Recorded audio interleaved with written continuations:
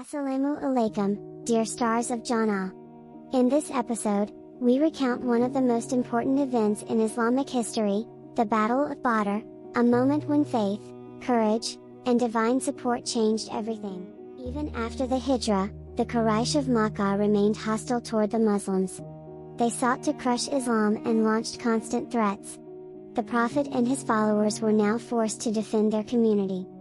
A Qurayshi trade caravan returning from Syria became a target for the Muslims, as it was funding aggression against them.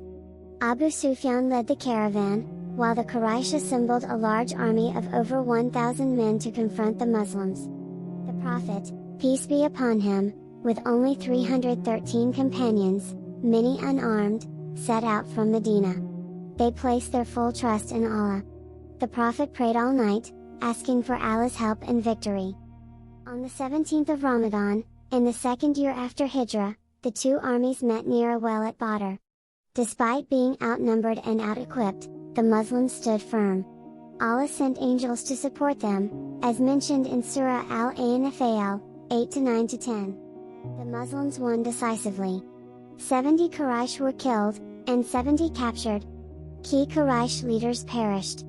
This victory was a clear sign that truth prevails with the help of Allah.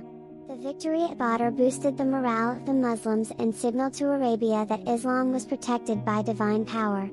The unity and sincerity of the believers were stronger than numbers and weapons.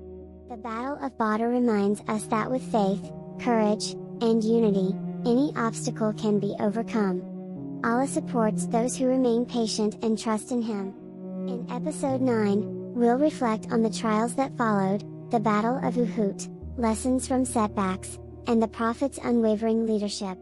Subscribe to 5-Star Deen and follow the story of the final messenger of Allah, peace be upon him, whose life remains our guide for every challenge.